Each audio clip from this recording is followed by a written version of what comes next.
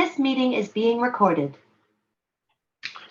Good evening and welcome to the January 25th, 2023 general meeting of the Oak Grove Community Council. This is our first meeting of the new year, 2023. And thank you all for joining us. We have a fun program for tonight, which includes a presentation from Dr. Susan Barnes from the ODFW for about wildlife and conservation priorities. And then we'll have a quick LUART update and updates from the APCs, and hopefully we'll have time for social time at the end. First off, I'd like our board of directors to introduce themselves. And so I will stop sharing really quick so we can all see each other. And I'm Joseph Edge. I live in the River Forest neighborhood, and I'm the chair through next month. And Valerie, would you please introduce yourself? You are muted. Yeah, I muted myself so you wouldn't have to hear my clock bonging. I'm Valerie Chapman. I'm the vice chair, and I live on Evergreen Street, just a block from the trolley trail. Thank you, Valerie. Jane, could you introduce yourself? Yes, my name is Jane Civiletti. I live on Fair Oaks Avenue, and I'm the treasurer. Thank you. Rich? Hi, I'm Rich Nippon, and I live about 3 blocks due south of the Fred Meyers in Oak Grove, and I'm a general board member. Thank you. And Mark? Hi, I'm Mark Elliott, and I live on Riesling Road, right off of Concord Road, and I am a board member at large. Thank you all. And so we'll go through the list of participants and ask each of you to introduce yourselves and mention the street that you live on so that we can capture you for attendance. And as soon as you're done speaking, please mute your microphone and keep it muted until you have the floor, or unless you have the floor. First off, Dave Doback. Dave Doback, I live at Rose Villa. Thanks, Dave. Anita? Hi, I'm Anita Blackmar. I live on Fair Oaks Avenue. Thank you. Brian? Hello, I'm Brian Goodrich with Clackamas Fire District at Oak Grove Boulevard. Thanks, Brian. Elizabeth? Yes, I'm Elizabeth Goebel, and I live in the Oak Grove neighborhood on Laurie Avenue. Awesome, thank you. And welcome. Thank you. Gwian. I'm Gwian. I live on Evergreen Street at 25th. Thank you, good to see you. Jennifer. Hi, I'm Jennifer, and I live on Southeast La Crescenta Way. Thank you. Linda.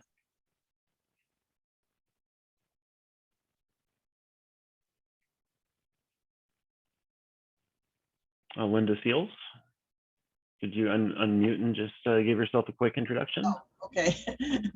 Thought I did unmute it. I'm Linda Seals, and I live at the southernmost end of Woodland Way off Oak Grove Boulevard. Awesome, thank you. Let's see, where are we? Pam. I'm Pam Horan. I live at Rose Villa. Thanks, Pam. Sarah. Hi, I'm Sarah Quay. I live off of River Road. Thank you. Good to see you. Sue.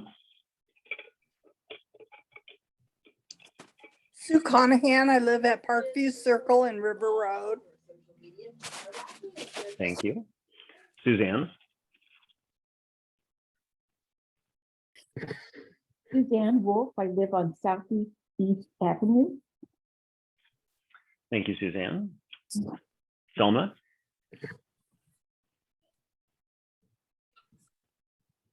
Thelma Hagen Miller. I live on the corner of Southeast Southview and Southeast Westview, just south of Concord. Tom. I'm Tom Hogan, and we live on Oakville Road between Concord and Thiessen.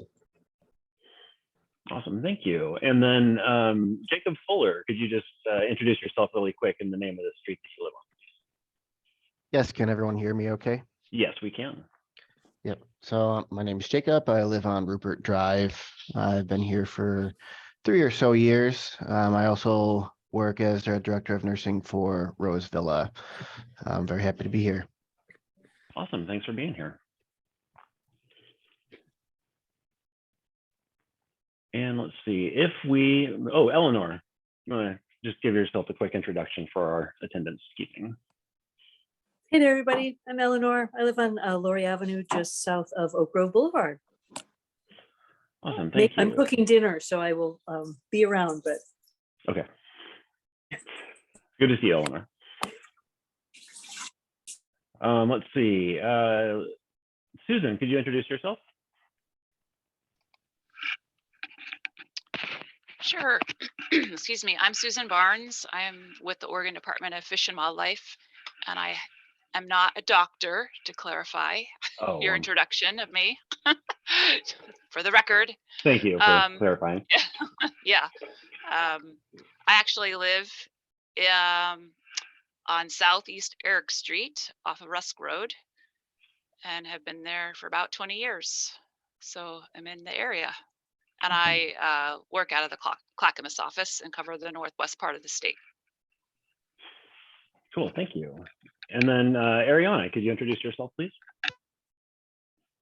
Hi, Ariana Scipione. I'm the new regional habitat biologist for the Clackamas, out of the Clackamas office, but for the North Willamette watershed. So from about Salem on up to Washington and from the Coast Range to the Cascades. And I live in Northwest Portland. Cool, well, thank you for joining us. Good to be here. So let's see, if I did not call on you, please, could you chat with Jane and let her know, and we will make sure that we capture you for attendance. So with that, we will get into our officer reports. We don't have a secretary report. Actually, I do need to give a quick update about the draft meeting minutes that went out. We noticed that those did not include attendance for the December 7th meeting, so that we'll need to correct those and reissue those next month for approval. So we don't have any minutes to approve tonight, and we'll just move straight into the treasurer's report. Thank you, Joseph. I just wanted to give a brief treasurer report for 2022. And that was that the cumulative amount that we collected for the year was $680. And the amount of expenditures we had throughout the year was $569.99. And our tally for the end of this, at this point, is as it had been for the last several meetings, $1,636.19. So it looks like we may be able to ask the county for a bit of that $150 reimbursement for last year, but only the amount of probably the $19.99 that had to do with the web services. So a couple of dollars, not a lot. Okay, thanks, Jane. Certainly. And just as a reminder, the officer elections, the board elections are next month, and any voting member is eligible to run for a position on the board. And just in case you are interested in serving, if you want to give us advance notice, you certainly can. You can email contact@oakgrovecpo.org and let us know. Again, it's open to any voting member. And speaking of voting status, if you want to request a waiver due to not being able to attend enough meetings to retain your voting status last year, please make sure that you email us at contact@oakgrovecpo.org to request a waiver. And so with that, I think that we will get right into our feature presentation, which is Susan. Thank you. Thanks again for inviting me tonight. And as you heard, Ariana Scipione is joining us also. When I accepted this invitation last year, Ariana was interviewing for the position. So it's exciting that she's that position is new and filled. And so we're gonna co-present. I'll start off and then shift over to Ariana to present some information on a particular project of relevance, and then she'll turn it back over to me, and then hopefully there'll be some time for some Q&A. Okay, I'm gonna try to share my screen here. Okay.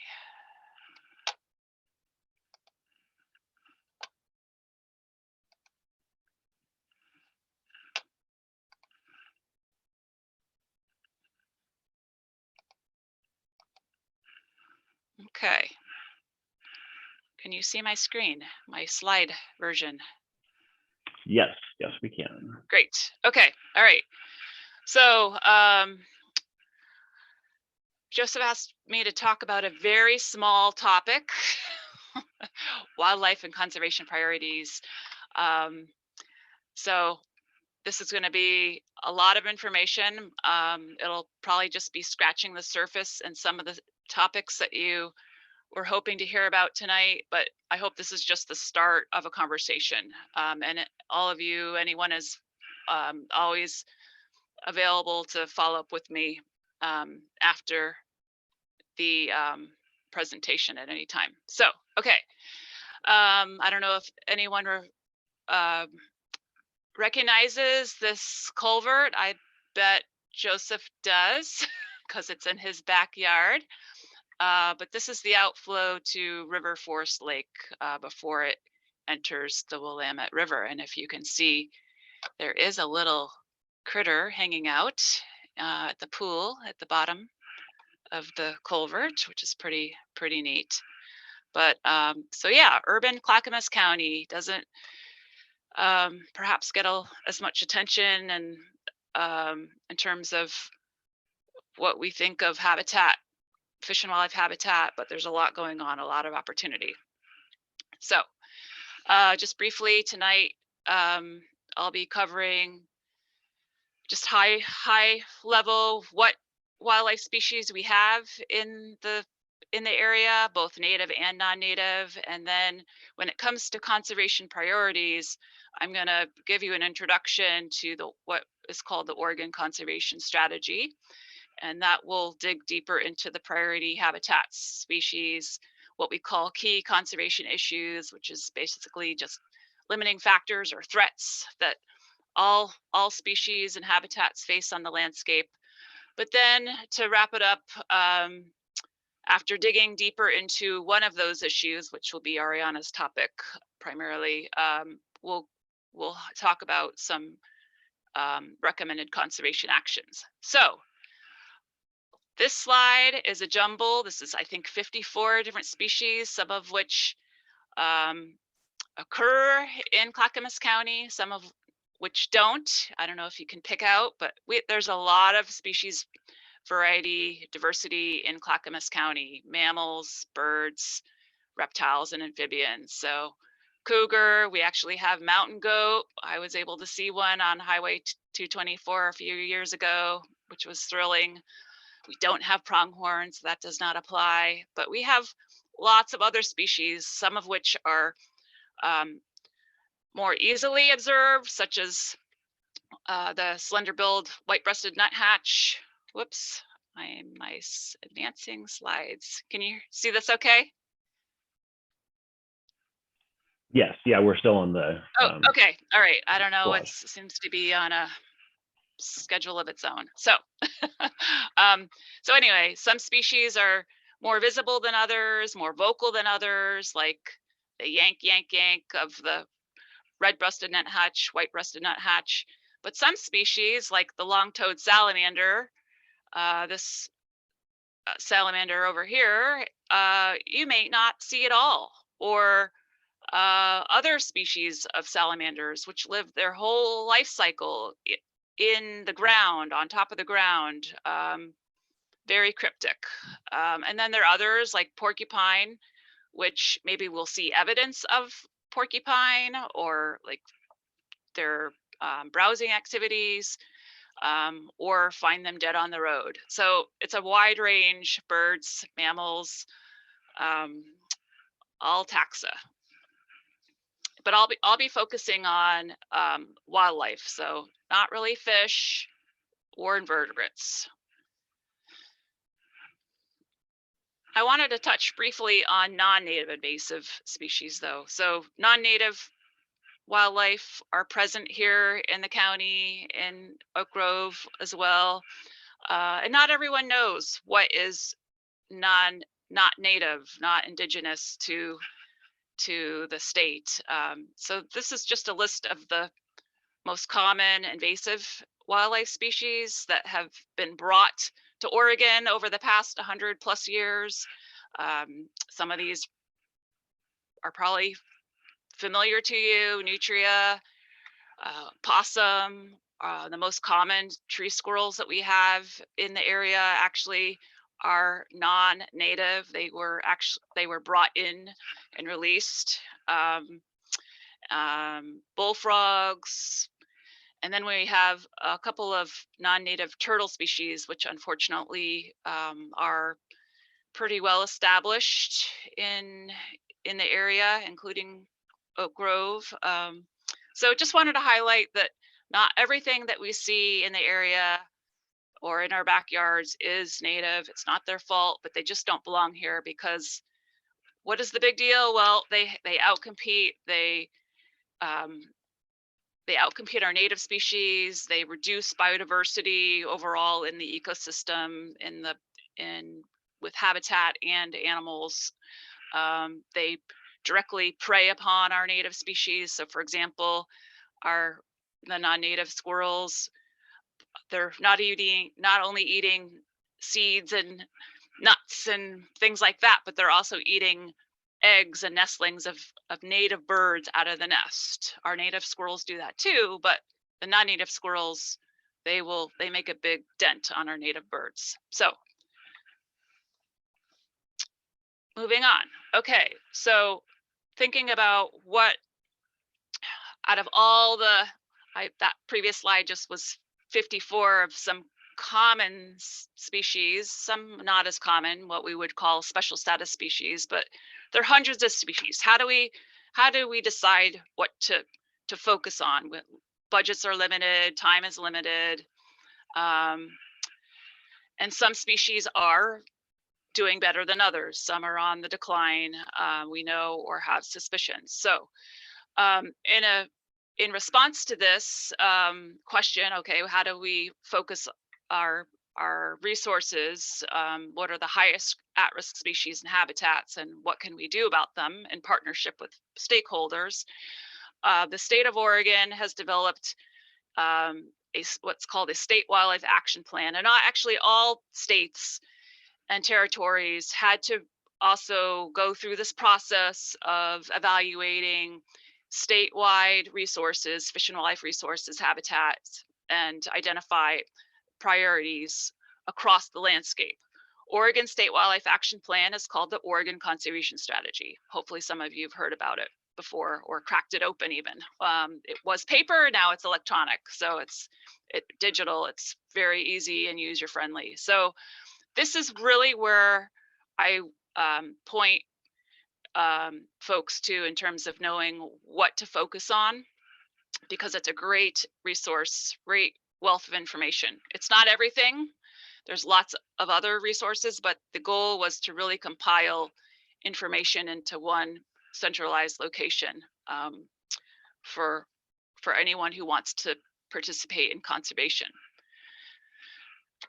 And conservation occurs at different scales, right? We're talking about urban Clackamas County, but Clackamas County is big and there are non-urban parts, and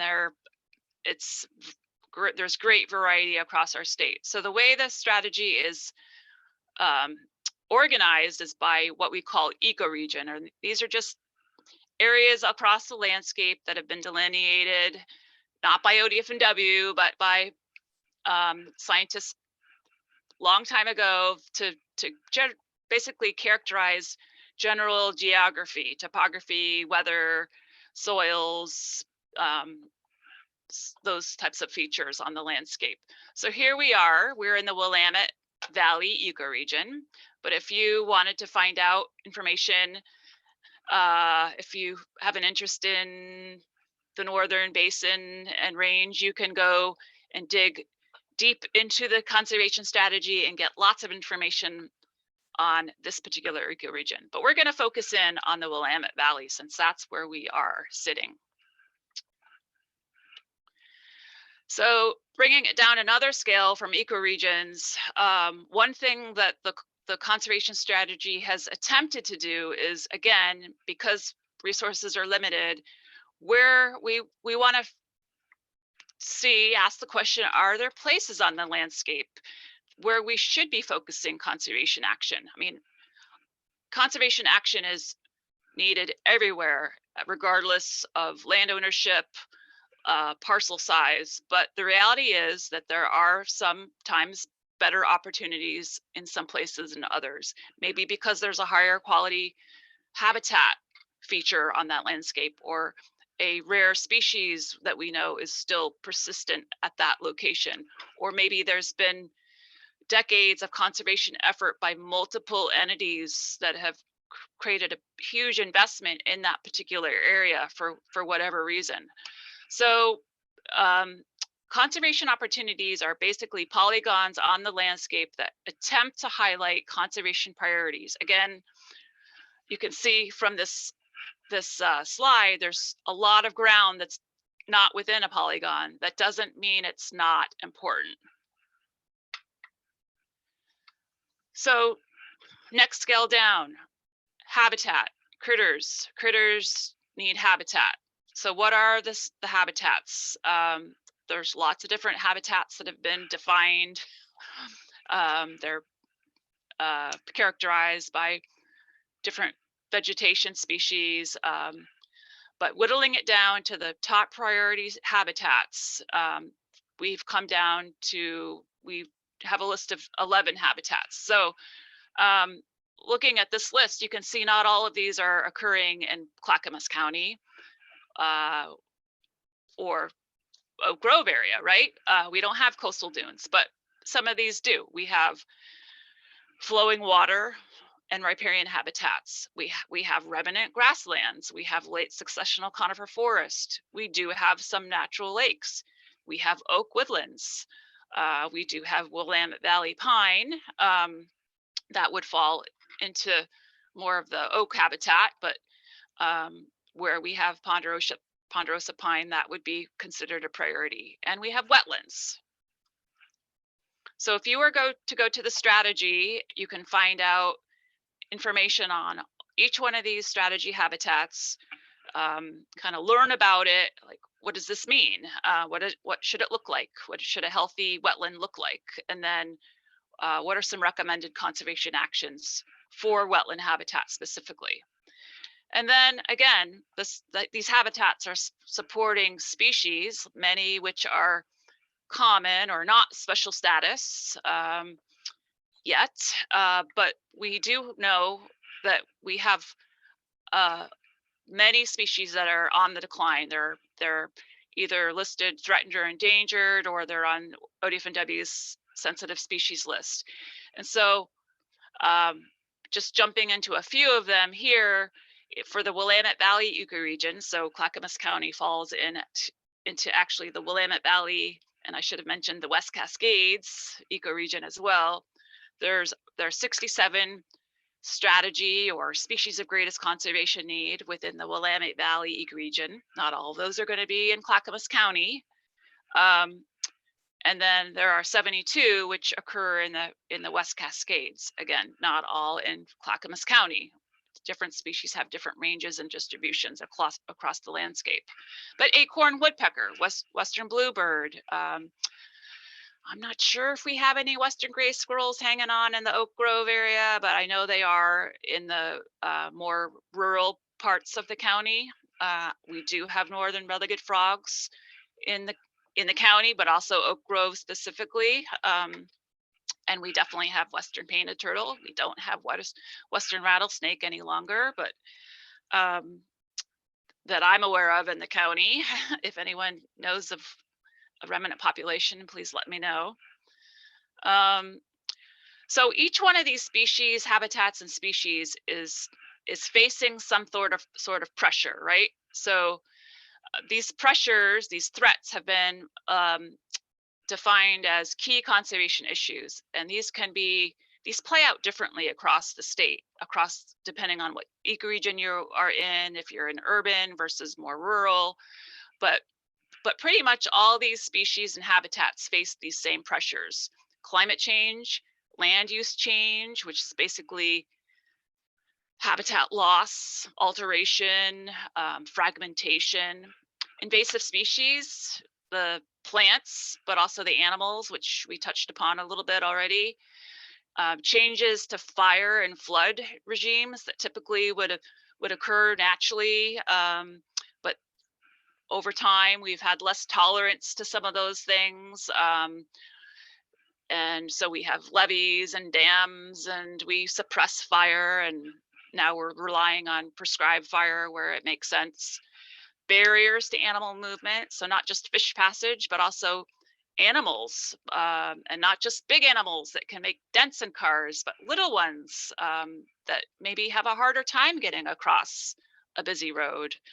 And then water quality changes, pollution, sedimentation, quantity. Again, that gets into how we've modified our hydrology, our stream systems, our hydropower. I mean, not that all these things are bad. It's just these are impacts that are pressures on the species and habitats that really affect how things survive and persist over the landscape. And then kind of the human dimensions challenge is the opportunities and challenges related to private ownership, whether it's education, translating scientific information into terms that people can understand and really make use of, or incentives, monetary incentives, things like that. So these are all challenges that have been addressed, and you can dig into and find some suggestions in the strategy. So now I've been talking. I'm going to hand it over to Ariana to dig a little deeper into one of these key conservation issues, the animal movement issue, and highlight a project that ODFNW and partners, many partners, have been currently working on, and that can be expected in the future.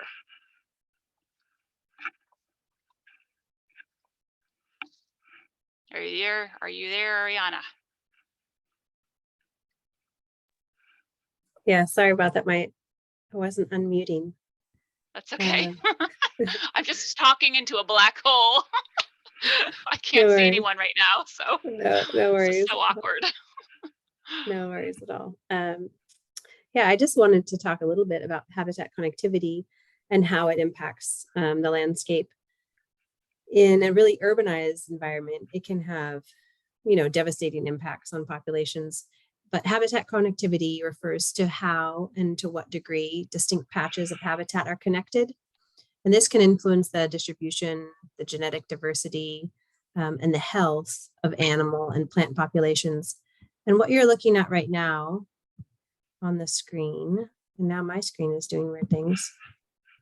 Hold on just a sec. It's frozen. Oh, there we go. Okay, it's back.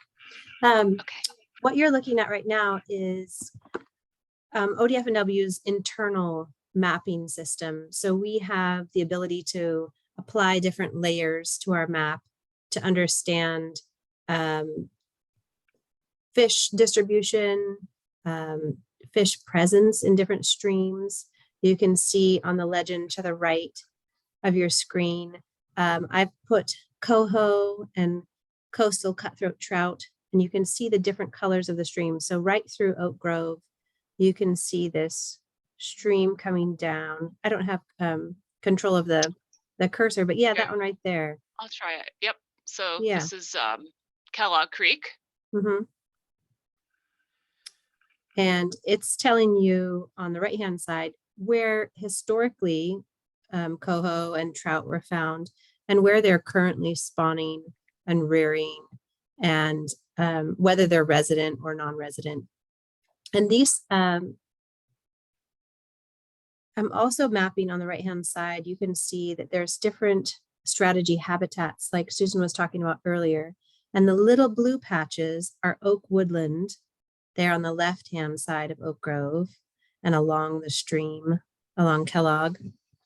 And these help us when we are thinking about projects that we're going to do, about projects that partners are working on. Metro uses not our data, but just data in general to make land purchases. And it's so critical when we look at how species are moving across the landscape to think about how we can connect these little patches of habitat. Susan, if you want to go to the next screen. Okay. The next slide. Since 2019, ODFW has been leading a collaborative statewide effort known as OCAMP, which is the Oregon Connectivity Assessment and Mapping Project.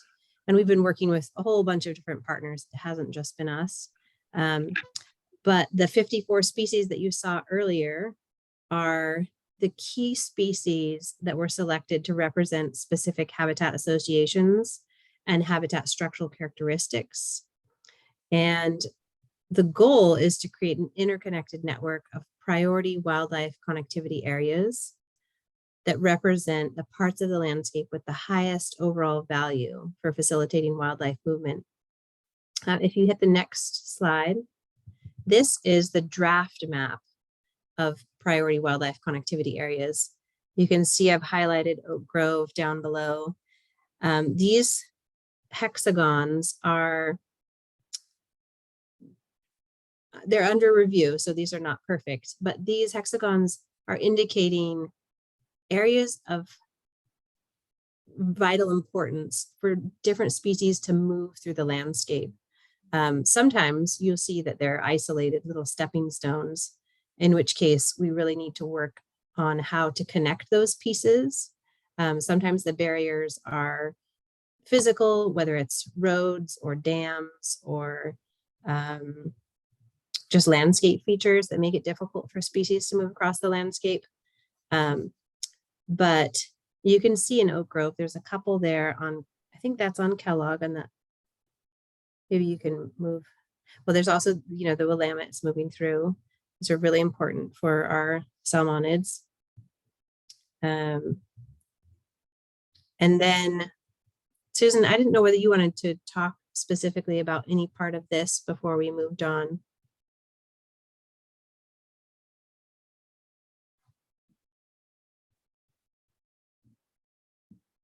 Oh, I can't hear you. Yeah, you might be muted, Susan. Oh, sorry. Okay. I'm back. There wasn't anything I specifically wanted to talk about on this map. I just was, just wanting to let you all know that this tool is under development and it's in draft form. And this literally was released, last week, 2 weeks ago, something like that. So yeah, it was released last week. And this is a product of some serious brain power that's way beyond me, but also computer modeling and circuitscape type of computer modeling, which again is way beyond me. But it will be reviewed closely, and models are great, but they have their limits. So but the goal would be to be able to provide this to the public. That's that's what will happen. This will be a layer that anyone can access. So if you're in transportation planning or whatever, you can use this to help identify priority movement areas and it help leverage dollars. You know, if you're applying for grants to, for example, modify a culvert by identifying, it'll probably be like in a grant application and criteria, like, does your proposed project fall within a PWCA? If so, you get more points. That probably will be how it will be used, just to let you know. So that's all I had. Yeah, and that's actually really all I had. I'm sure there'll be some questions about the map that we can answer whenever Susan's done with her part. The next slide is just a link to the NRIMP spatial data system. And there's so many layers that you can play with. And I don't think this one is public, is it, Susan? No, it's not. Yeah, I this one's- didn't know if you wanted to do some live demo, so I just put that in. Yeah, I So- wasn't sure whether anyone wanted to do anything later on, but we'll see if there's time. Okay. All right. Yeah. Thanks. Okay. So just to try to wrap up here, I did want to kind of bring it a little more back home in terms of recommended conservation actions. Again, gets down to place and scale, or scale and place. So here's the county and the state, here's the CPO, you know where you are. But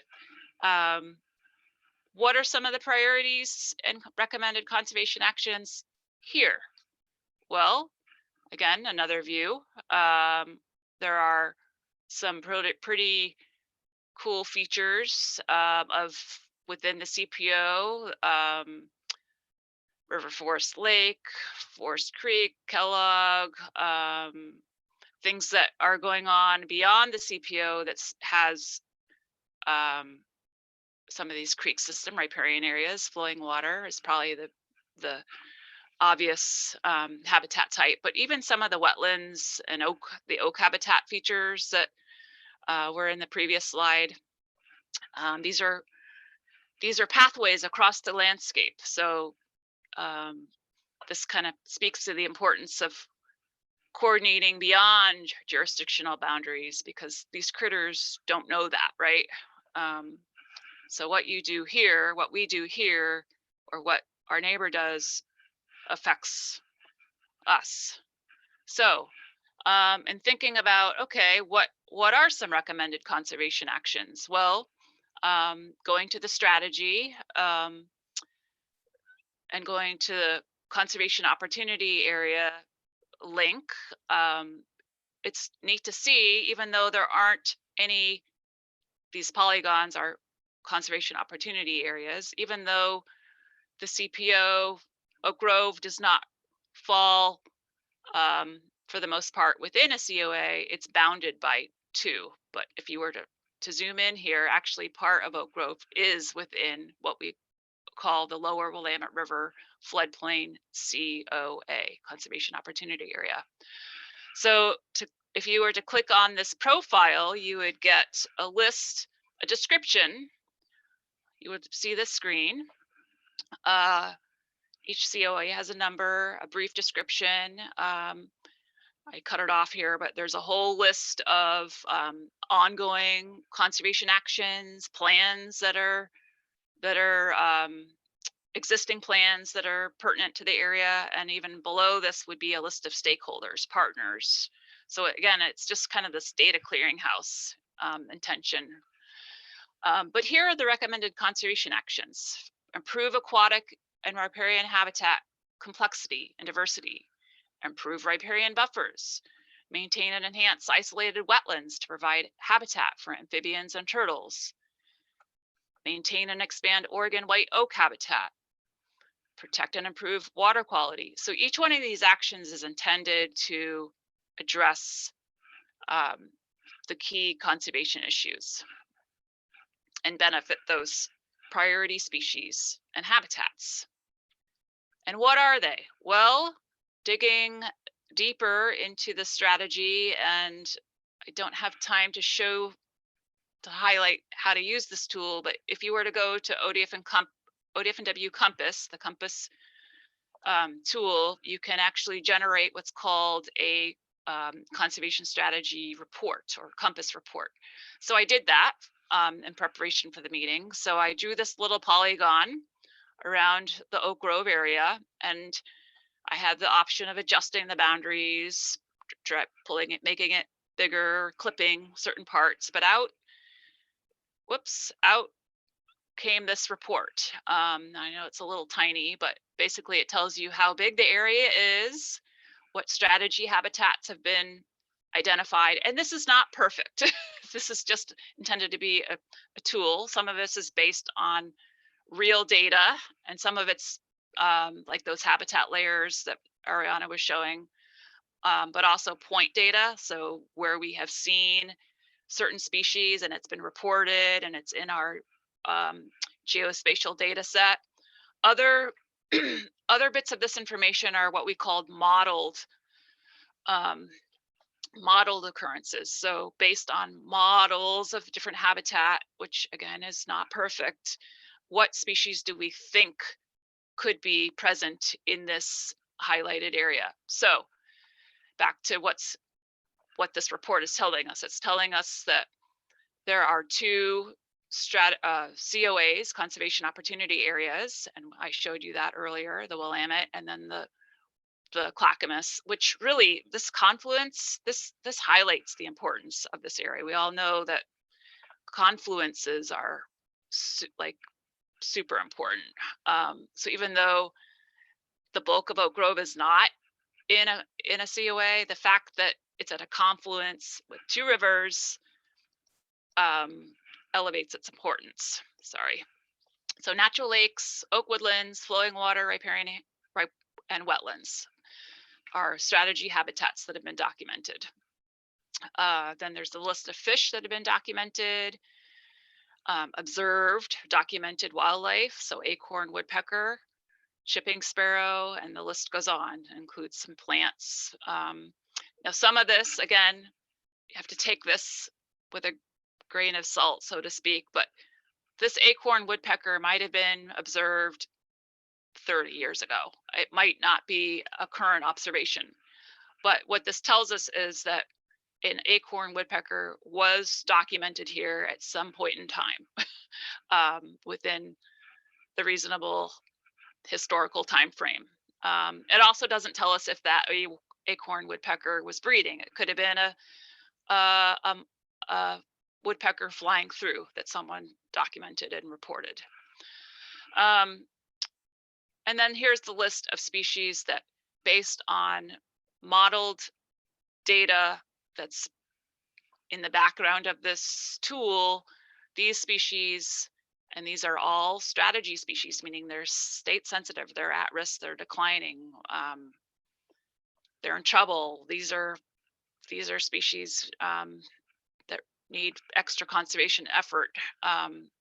These could be here. Now you can see, I don't know if you can see northern spotted owl. That's not going to be in the Oak Grove area. I can tell you right now. But it's a tool. It's a good starting point. So we know. Oops. That's bad. Let me. Sorry about that. So that previous slide, which still had some audio attached to it, was basically showing the historical and the current condition of oak habitat. And oak habitat is very rare. And so what if you were to go to the strategy and look at conservation actions that are recommended to conserve what we have left, it would be conserve what you have left, protect, maintain existing oak woodlands, control encroaching conifers. So oaks grow slow, they need light. We have faster growing species, so addressing overcrowding, getting rid of the faster growing species is a recommended action. Then reestablishing oak habitat where it makes sense, controlling invasive understory plants, and then restoring. So that's just one example. And then from a species perspective, a recommended conservation action that oak example is relevant because we have oak in Oak Grove still. We have turtles that we know are here in not just moving through the Willamette and the Clackamas, but actually in some of the wetlands in Kellogg Creek, Mount Scott Creek. They've been documented. So some recommended actions for conserving turtles, which would be our western painted turtle and the northwestern pond turtle, would be protect, maintain existing habitat, restore and create new habitat. And habitat includes foraging habitat, so aquatic areas, because turtles need to be in water to swallow their food, basking structure. Often this is a limiting factor, and you get turtles competing for basking space. So pretty easy enhancement action is to place some additional structures in for the turtles to have more options. Identifying and protecting nesting habitat, that's another key limiting factor for turtles. And then overwintering habitat, which could be in the water or on land. And then getting back to that movement piece, because turtles spend part of their life cycle on land, and pond turtles actually up to 10 months of a year on land, they need ways to safely move across the landscape.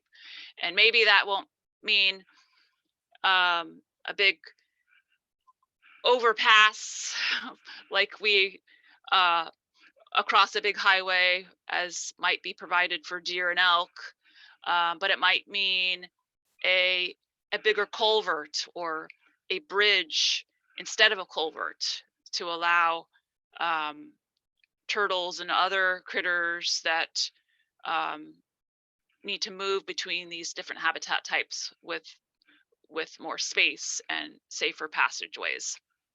So that's one example. So a lot of information. I just wanted to throw up our contact information. Feel free to reach out after this presentation, and I guess I will, if there is time, see if there's any Q&A or questions. Yeah, we can absolutely take some questions. Does anyone have a question? Eleanor, let's have you go first.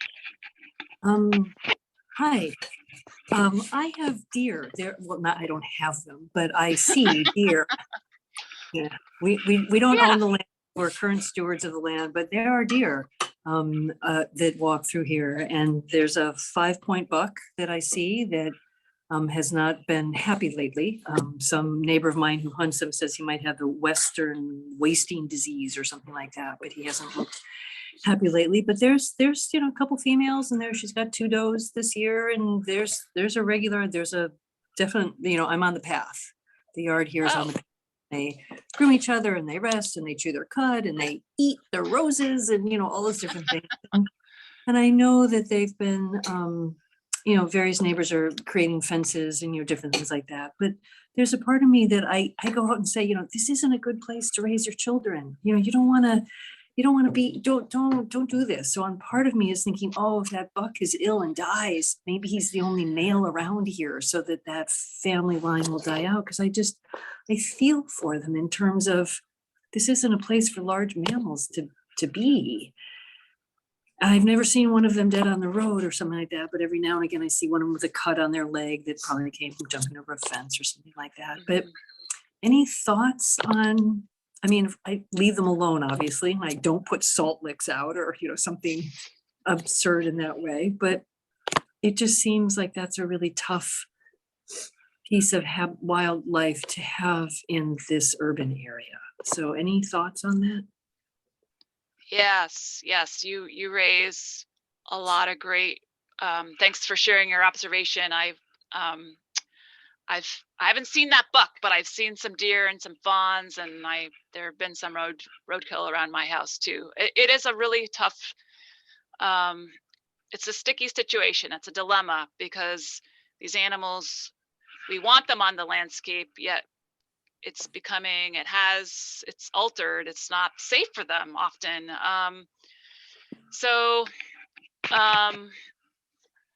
But you're on the right track in a couple of different ways. One, with certain species such as deer, elk, and some of the other critters that pose immediate public safety threats like black bear and cougar, right? We don't want to be attracting them to certain places. That's reasonable. So in looking at that in that connectivity map, that would be something to take into consideration. Like, okay, we want to be able to move birds through, but we don't want to move cougars through. Although maybe, do we want? It's a hard one, right? If you have a cougar, you have fewer deer. So if you have, we want them. Yeah. So yeah. So there are elementary schools around here. You know, it's like, you don't really want cougars on the playground. So yeah. So it's this balance of maintaining, attracting, but not setting ourselves up for what we would call attractive nuisances or hazards for the public, but also for the animals themselves. So yeah.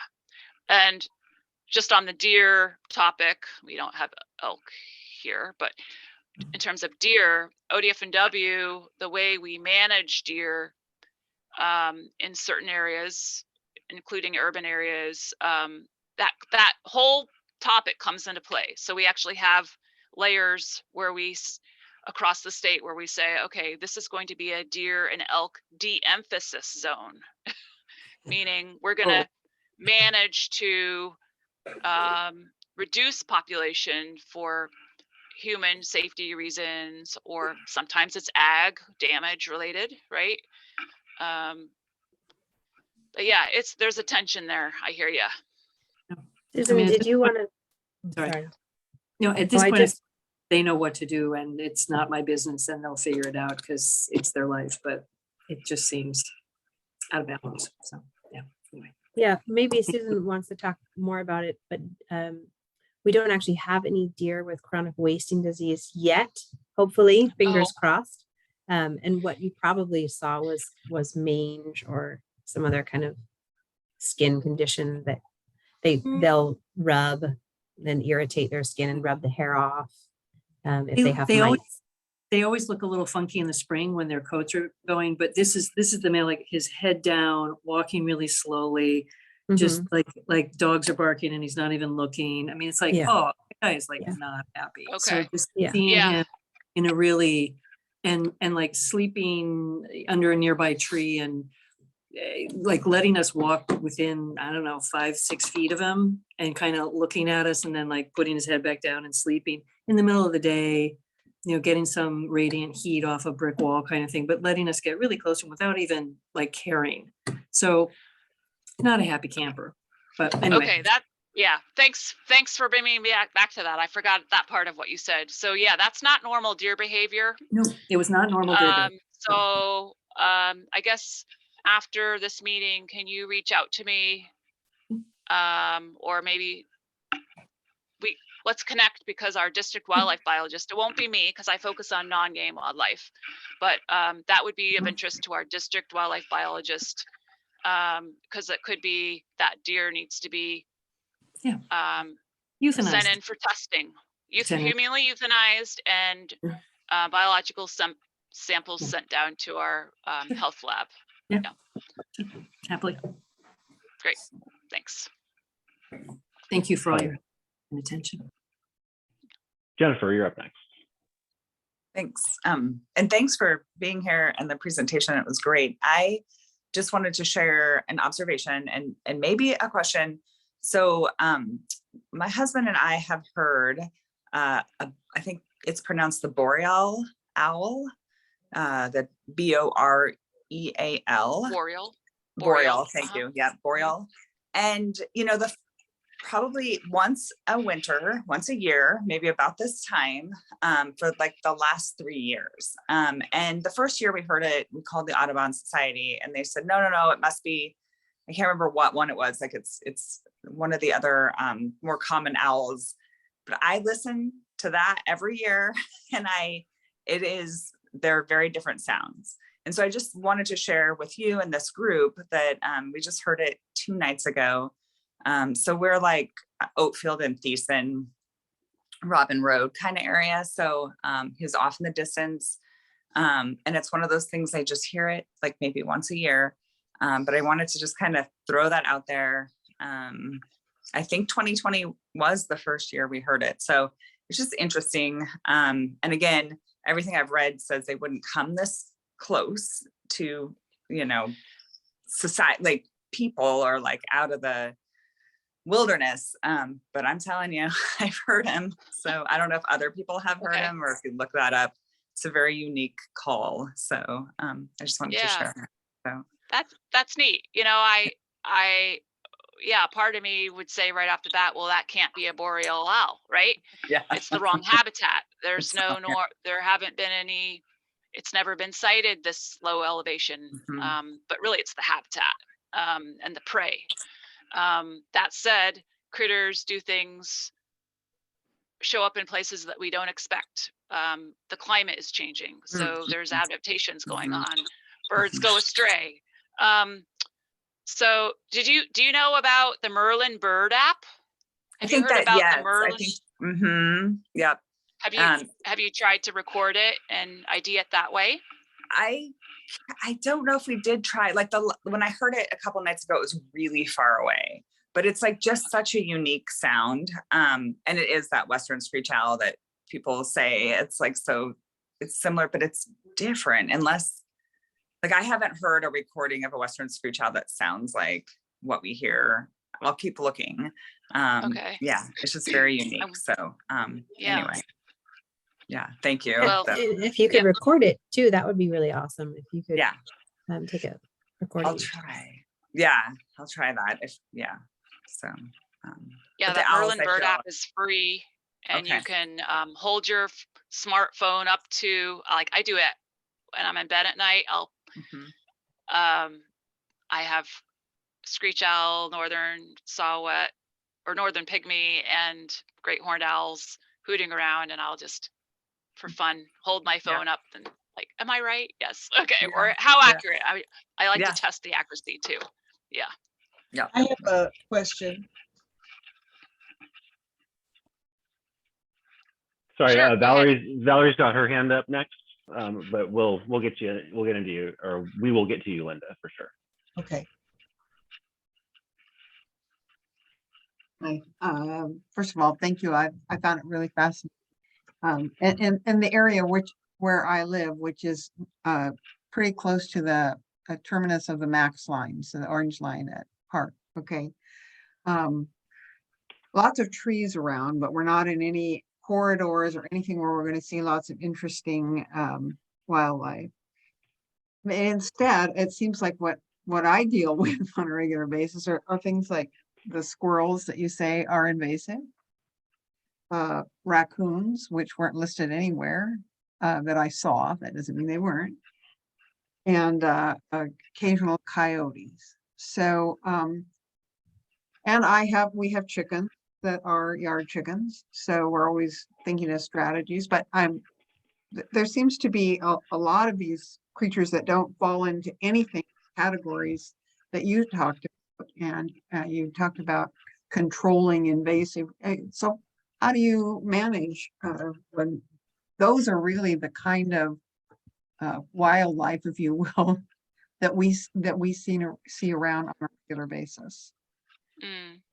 Okay, so yeah, raccoons are native. They're raccoons and coyotes are native species, so we manage them as native species, meaning they're not well, there are different rules that regulate them, but they're not managed like fox squirrels, for example, meaning you can't bring any fox squirrels in, you can't well, anyway, so back to raccoons. They are challenging to live with, and there are certain rules that apply. So because of kind of historical wildlife management in the state right now, it's currently legal to trap and kill raccoons. They can't be relocated live. Same with coyotes. They can be killed. They can't be relocated live. I'm not sure if that's getting to your question, but there are options for lethal removal, but from a wildlife perspective, these are animals that are native. They're contributing to a healthy ecosystem because they're consuming primarily rats and mice and rabbits. Coyotes eat a lot of vegetation and berries and insects. So lethal control, unless it's a immediate public safety, really should be the last resort. So as a chicken owner myself, I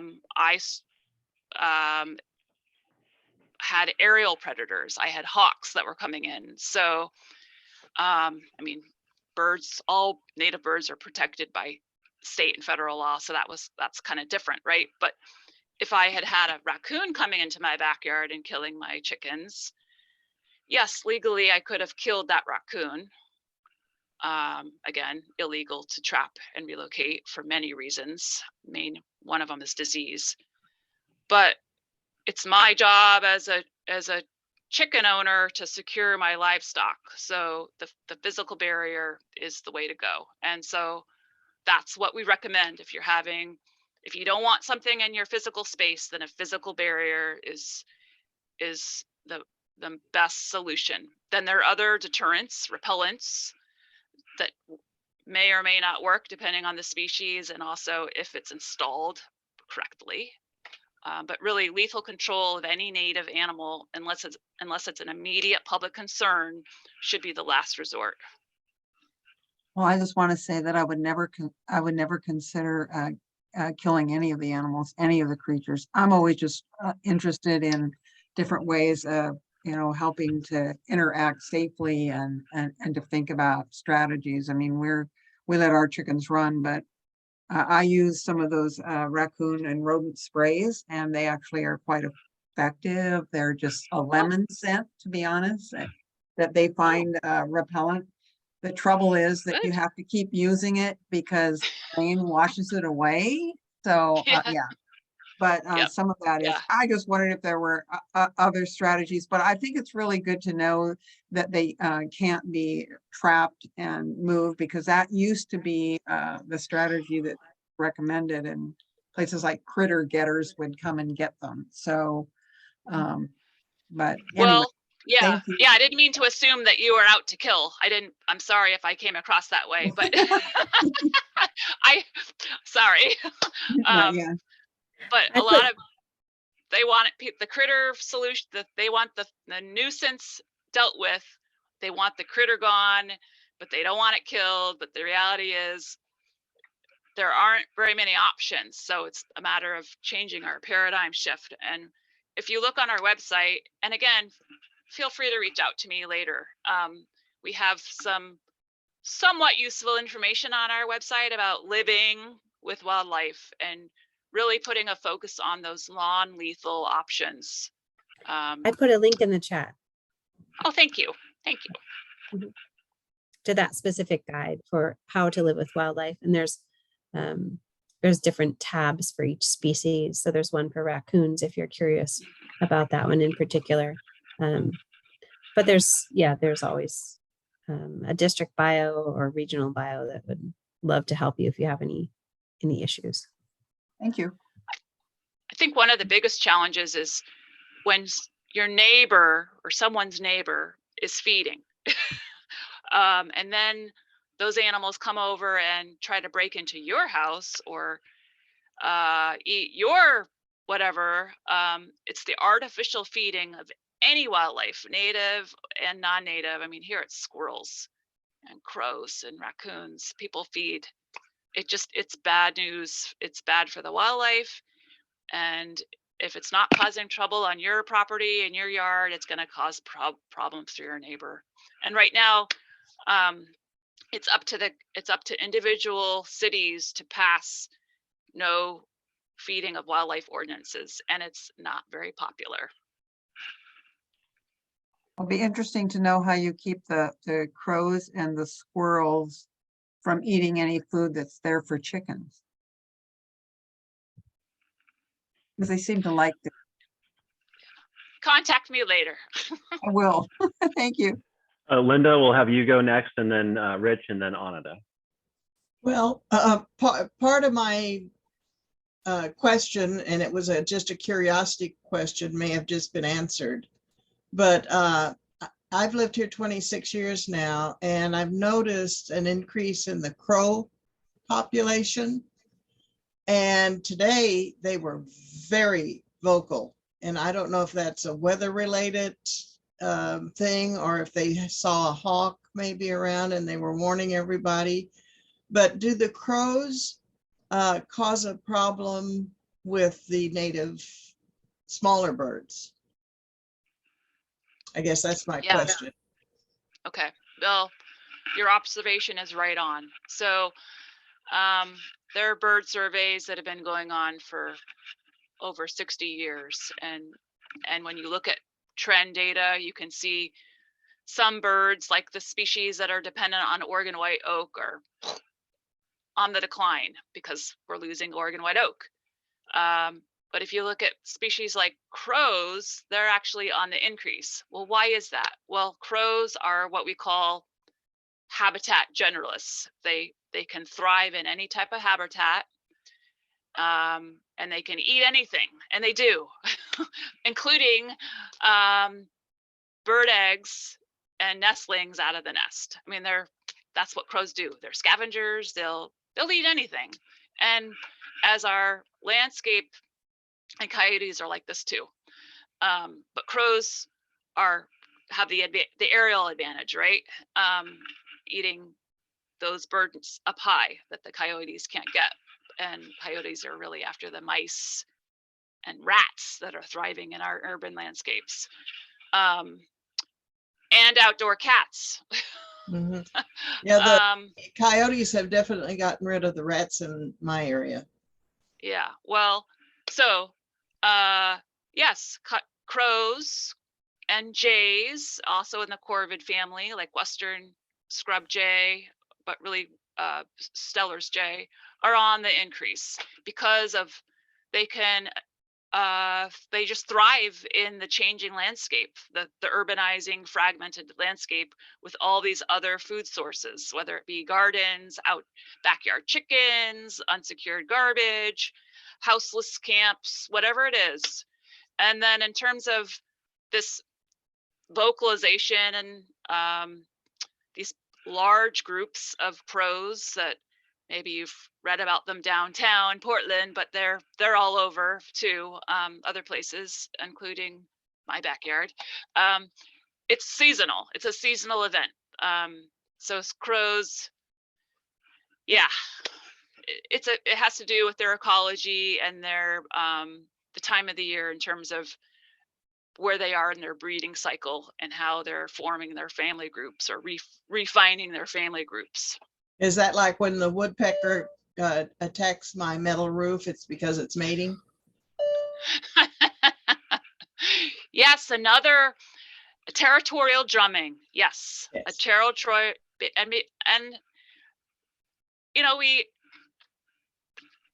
we've created this ourselves, right? This is just the world we live in. But because we've removed a lot of dead and dying trees on the landscape, because they're hazards, or we have extreme weather that brings them down.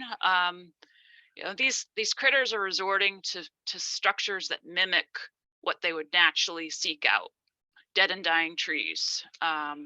So they use telephone poles, our metal siding, our, you know, it's challenging. Yep. Rich, you're up next. Thank you. My question follows very well on Linda's. I have a woodpecker that's made about an 8-inch round hole in my chimney. He comes back every year, and the neighbors tell me that the chimney's been repaired from him before. Is there any way that you know of to deal with a woodpecker that keeps returning to the same place? Every situation's a little bit different, but again, the physical barrier is going to be the key. But this would be another thing. Call me or email me. Call me, and so I can find out more what's like about your unique situation. How long has that been going on? What have you tried so far, if anything? Knowing the species of woodpecker is a little bit helpful, not as much.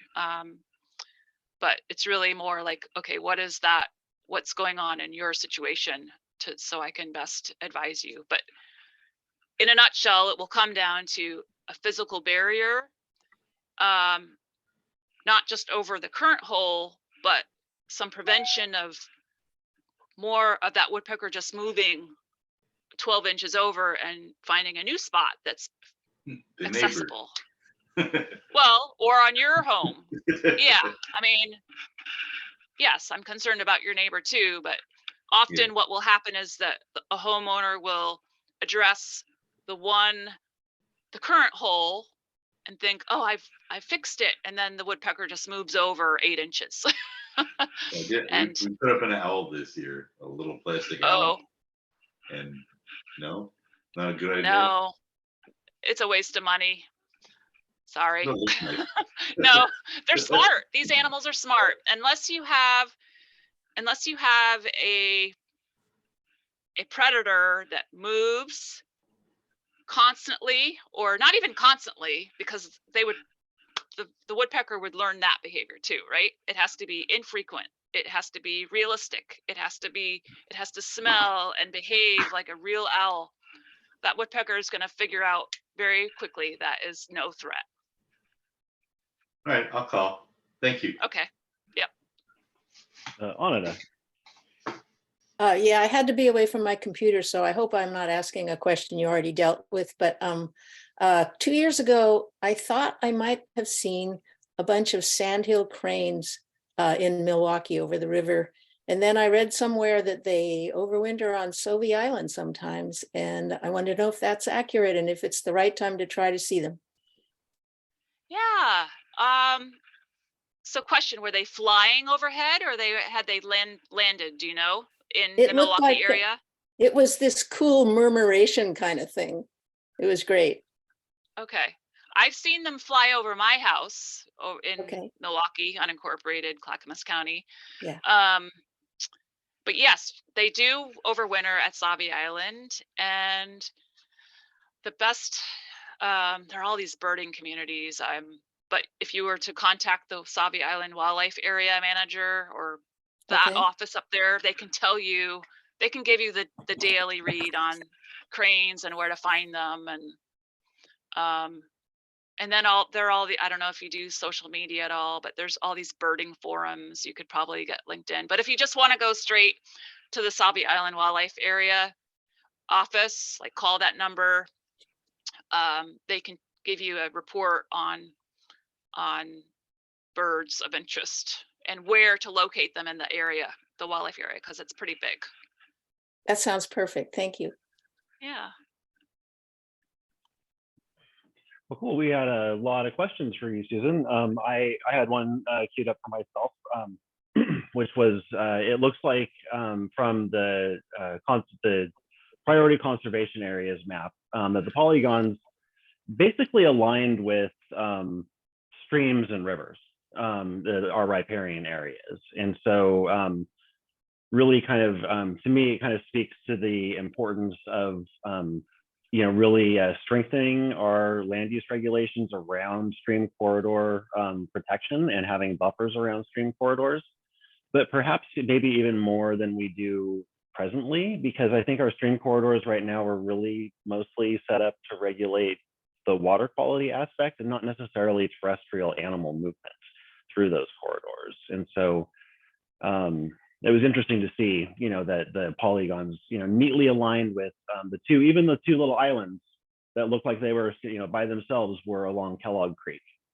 in upper Kellogg Creek. And so, it does look like the priority, the policy priority of connecting, those through the stream corridors would, serve the double benefit of, of also, providing the connectivity between the priority conservation areas that you're mapping out. So, and I know that's a draft and we'll see the real thing in the future, but that was kind of my observation from that. I don't know if that was so much a question as an observation. Oh, I'll respond to that. And then maybe Ariana, if you want to add anything, feel free to chime in. But yeah, great observation. Riparian areas, flowing water, but the riparian area, which is, depending on who you're talking to, is the area on either side of that flowing water or in a wetland habitat situation where you have still water. It's riparian, that vegetated buffer, so to speak.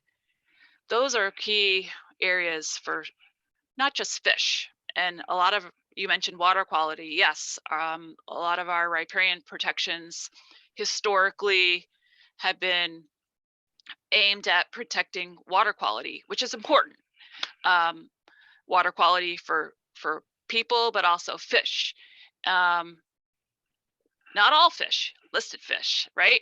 So it's the non-listed fish that get the short end of the stick or that get overlooked, or the value of those riparian, those flowing waters, also intermittent streams.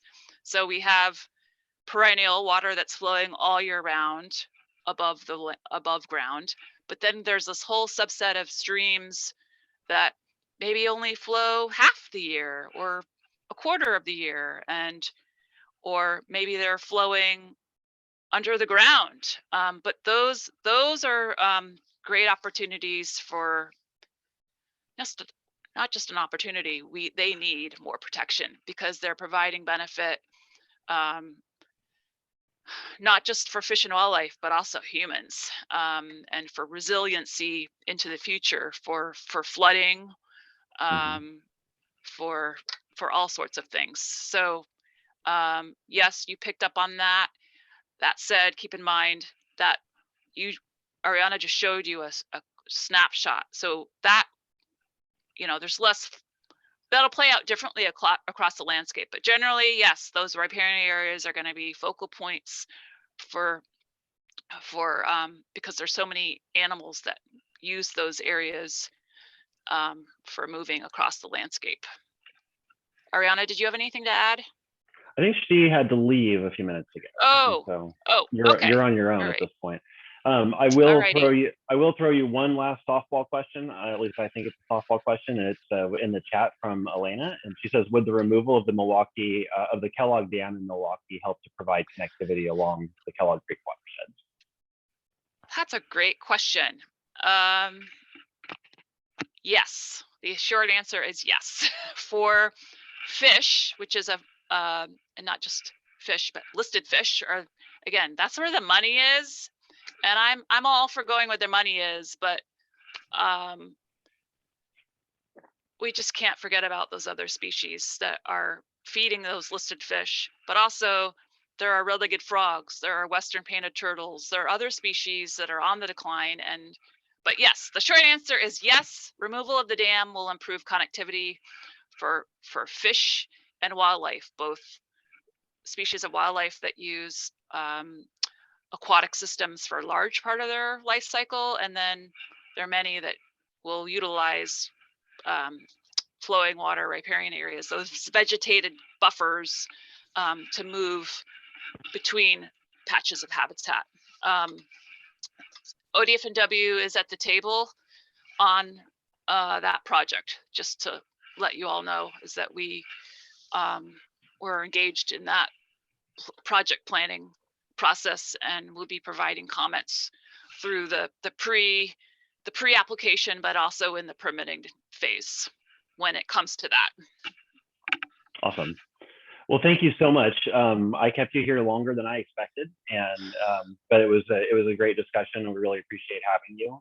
Just so informative, and I'm really happy that we were able to get you and talk about the conservation strategy.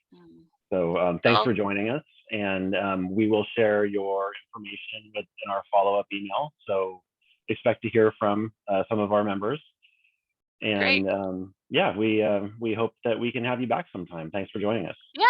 Yeah, thanks. Yeah, anytime. And if you want a more focus, like beaver, we didn't even talk about beaver, right? I know. Surprised there wasn't a question about that, but but yeah, anytime. And if I'm not the right fit, then there'll be someone else here I can pull in. So that's awesome. Thank you so much, Susan. Great to have you. Thanks, everyone. Have a good night. Neighbors, you're my neighbors. Bye.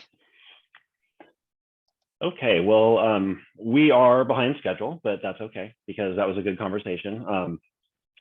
So we'll just jump. Let's see, the quick LUART update. I'm not even going to show any slides or anything.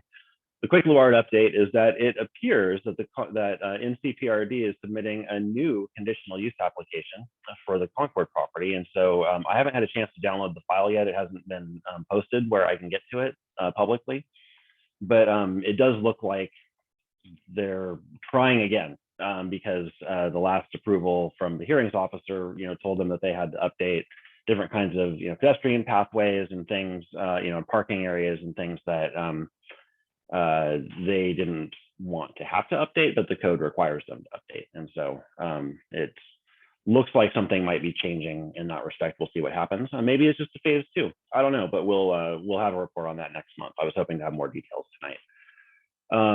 Beyond that, I guess since the last time that we saw you, that hearing did happen and they did get the approvals, for that last application that went through that we told you about. The hearing was still upcoming last time.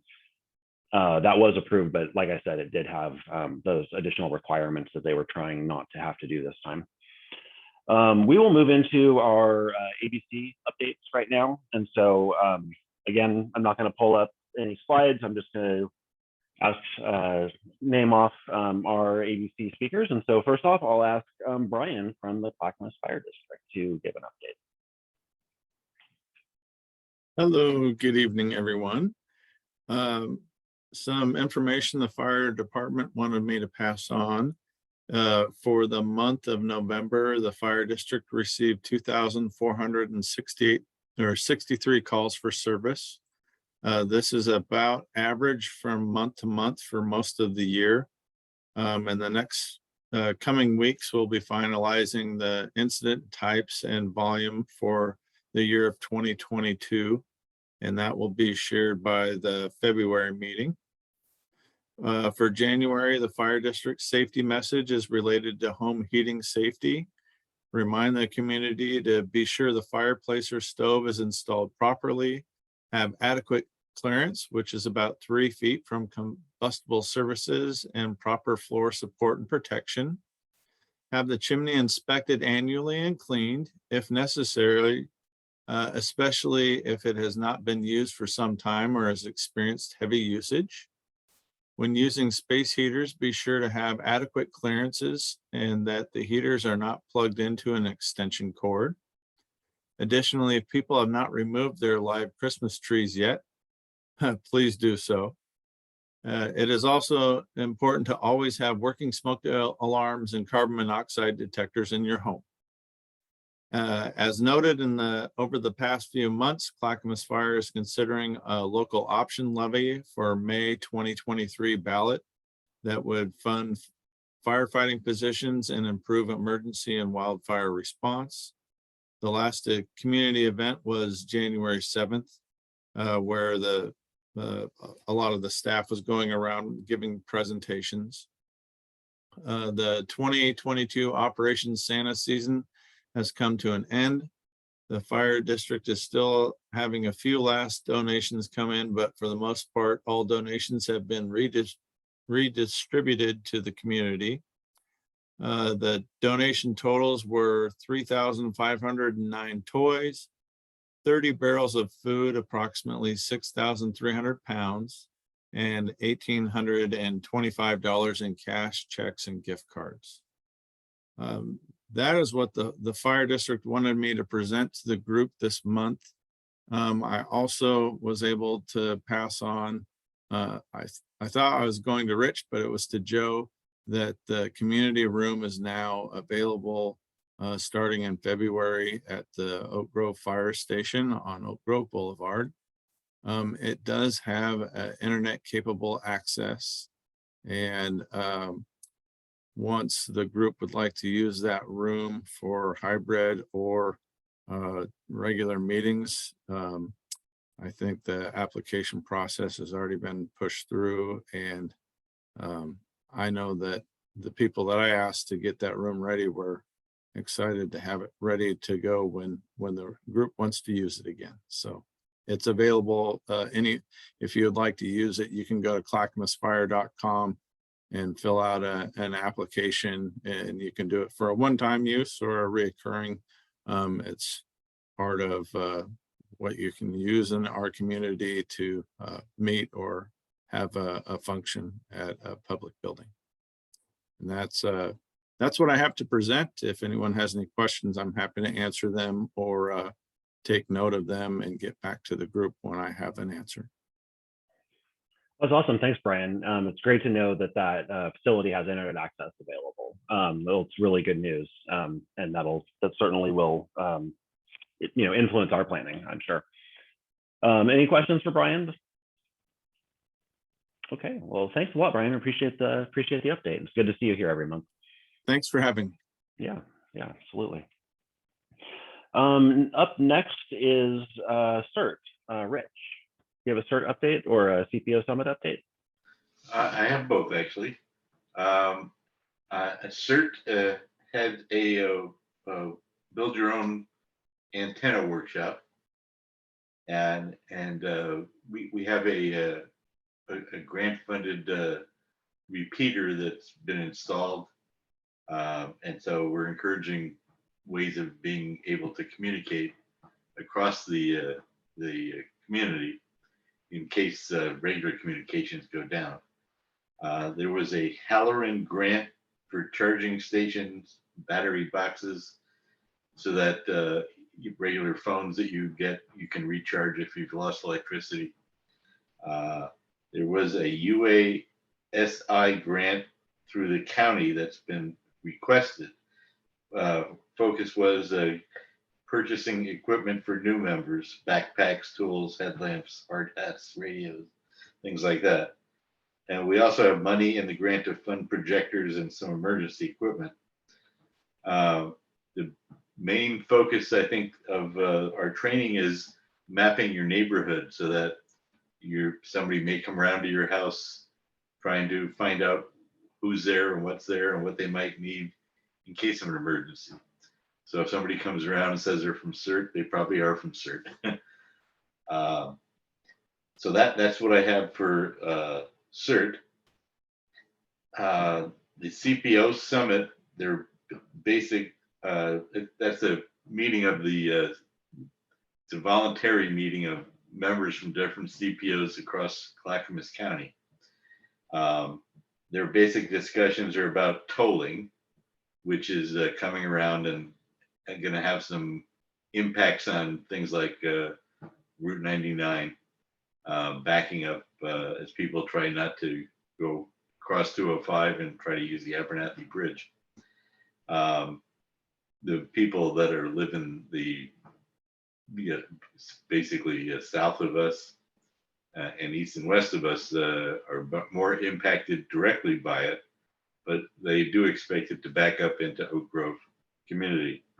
The county, the state is, the ODOT really is beyond anybody talking to them about tolling. It's going to happen. They're building it out. And well, initially it was scheduled to create money to pay for road improvements, they've sort of backed away from that, and they're just trying to raise money to cover their deficits. We're trying to get them to say, well, if they're going to toll this area of 205, they need to toll everything else eventually, or they need to sunset the tolling.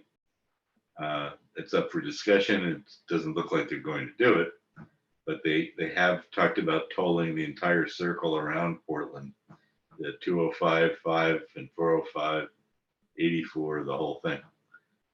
So there may be more expensive to driving around. That's been a lot of the discussion.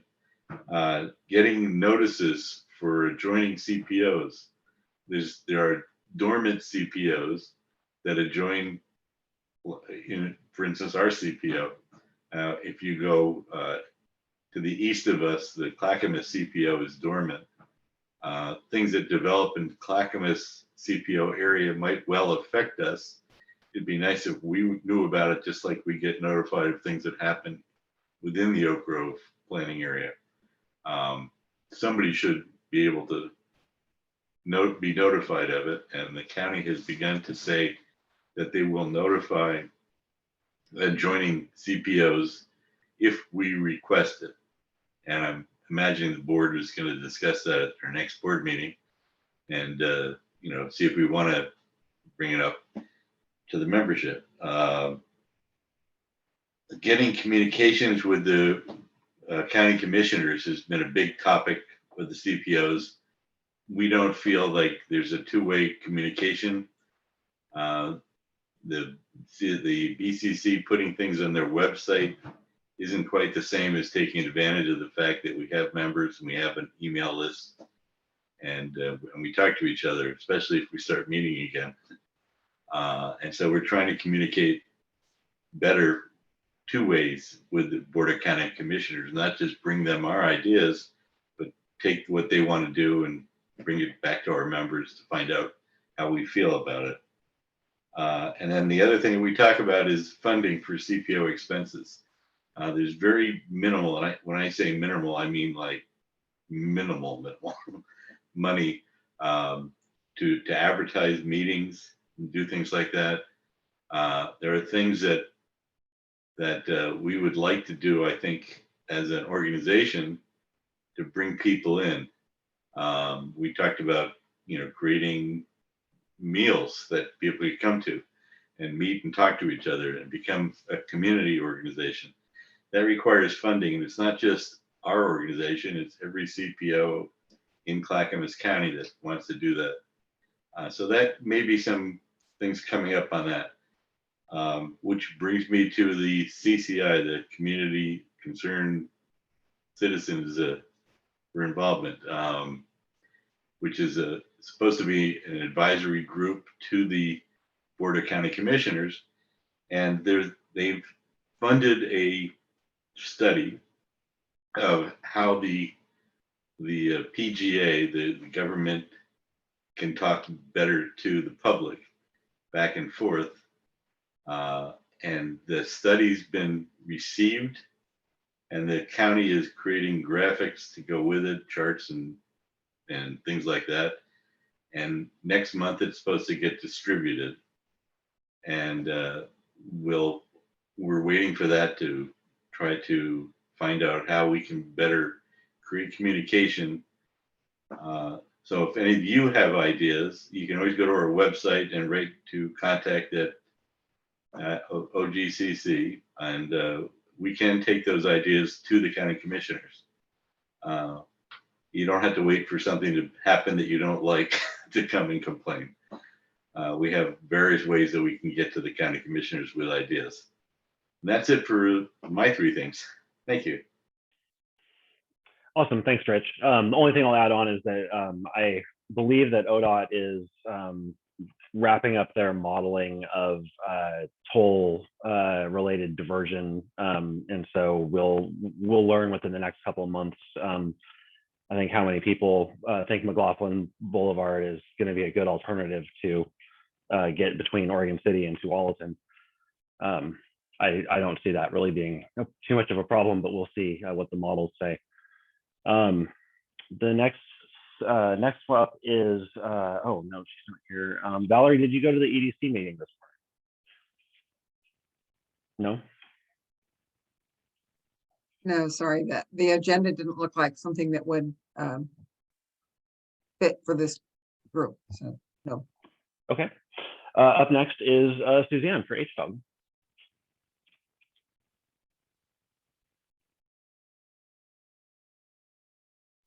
You are muted, Suzanne. There you go. Thank you. Good evening. Good evening, everyone. Anyway, HDOG is planning ahead for the board election of new members in March. And at this time, we have 3 open positions: the president, vice president, and 1 director at large. I will be stepping down as president, so we are looking for nominees for that position. And Saunders Webb, who you may all know, co-owner of The Awakening. She is currently our vice president, and she is stepping up to be a nominee for the president position. And so vice president will be open. Excuse me. And then one of our recent new board members stepped down as director at large. So we are also looking for nominees for that position. So it is open to the public. Our board is mostly made up of residents of Oak Grove. We do have 1 business owner. So we would like to encourage business owners to apply. And if you are interested in doing so, or if you know someone who's interested, just have them contact me. I will put my email address in the chat box for everyone's access. Okay, and that's it. Other than that, I don't know if Mark Elliott would like to speak on the festival. Festival, excuse me, it has been renamed. Our summer festival has been renamed the Oak Grove Festival. So Mark may want to speak about that next. Thank you. Thanks, Suzanne. Let's see. Up next is Anada, and I've got you for both the parks and the library, which I think you have an update about. Yes, I think I'll talk about the parks next time, and tonight, even though most of you here, or at least half of you here already know about the library situation, I think. So I'll just make it quick. Even though the BCC allocated $9 million for the Oak Lodge Library project, there's still a significant funding gap. And right now we're at a pivotal junction about that. In 2022, county staff continued to promise that this funding gap would be filled by a revenue bond paid for with county funds. But until the BCC votes to make that official, there's no guarantee that the funds will actually materialize.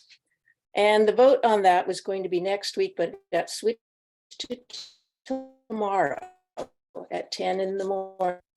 We're trying to get a clear message across to the commissioners, or at least many of us are, about wanting the full funding for the library to go forward. It's at risk otherwise. So we'd like to fill the room tomorrow on 2051 Kane Road in Oregon City, where at 10 o'clock, where the BCC normally conducts the business. And so if there's any way you can attend tomorrow, or you know someone who could, it would make a really big impression. I think that our showing up when they decided about the ARPA funds really influenced the choice they made about the ARPA funds. And I think if we show up tomorrow, it will really make a difference in how they feel about voting to supply the funds for the Oak Lodge Library that still has a funding gap. So we waited 15 years for this project, and tomorrow is a big moment in that history. So thank you. Thank you, Anna. We will send out a notice about that in our follow-up email. And actually, I think we'll send out just a special notice tonight just to get that out. I think Rich is already working on that. So thanks, Rich, and thank you, Anna. Let's see, Heidi is not here, and I don't have an update from the PED Bike Committee this week or this month. So yeah, I think that we can move on to, well, actually, there's a lot of ABCs that are recruiting right now. So I think I have a slide for that. I have 2 slides for that.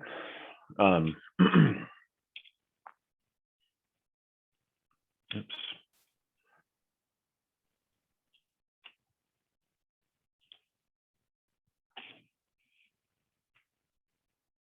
So there's a lot of recruitments open, and they've actually fixed their website. And so you can actually just Google Clackamas County ABCs, and the first link will take you right there. But it's this clackamas.us/community/ABC. They used to have a weird website that was, kind of hard to read off to people. So anyway, thankfully that's updated. It's a completely new experience for looking at the recruitments and seeing who the current members are and what availability will happen on what schedules. It's a pretty new and informative experience compared to what they had before. So these are the recruitments that are open, and we'll try to include these in a follow-up as well. So any announcements from the floor?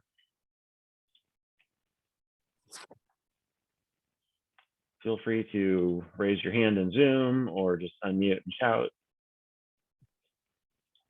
Okay, then I think we're going into our schedule review. So we do have a board meeting scheduled for February 6th, and it'll be the last meeting of the current makeup of the board. And then we'll have February 22nd meeting, we'll have our officer elections. And we are still looking for potential officers. So if you are interested in serving on the board of directors for the Oak Grove Community Council, please email contact@oakgrovecpo.org and let us know. And that election will be on February 22nd, and then March 6th will be the first meeting of the new board. And so that's all I have for you tonight. Thanks, everybody. Appreciate you joining us. It's good to see everybody the first time this year. And Valerie, you can stop recording.